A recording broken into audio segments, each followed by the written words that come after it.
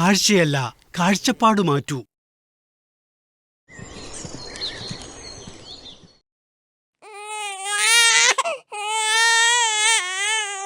കമല, എവിടെ പോവുകയാ കുഞ്ഞിനെയും കൊണ്ട്?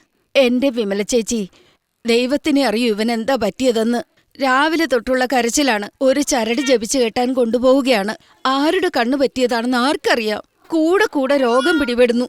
കണ്ണുപറ്റി. കാഴ്ചയല്ല, നിങ്ങളുടെ കാഴ്ചപ്പാട് മാറ്റ്. എന്നുവെച്ചാൽ അഥവാ കുഞ്ഞിന് കൂടെ കൂടെ അസുഖം വരികയാണെങ്കിൽ അതിനർത്ഥം അവനിൽ രോഗപ്രതിരോധ ശേഷി, അതായത് രോഗങ്ങളെ ചെറുക്കാനുള്ള ശക്തി കുറവാണെന്നാണ്.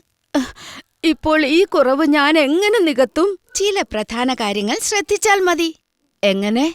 പോഷകസമൃദ്ധമായ സമീകൃതാഹാരം, ഭക്ഷണത്തിൽ പച്ചിലക്കറികളുടെ ഉപയോഗം, കാലാനുസൃത പഴങ്ങളുടെ ഉപഭോഗം, പിന്നെ ജ്വാർ, തിന, റാഗി തുടങ്ങിയ നാടൻ ധാന്യങ്ങൾ ഭക്ഷണത്തിൽ ഉൾപ്പെടുത്തുക.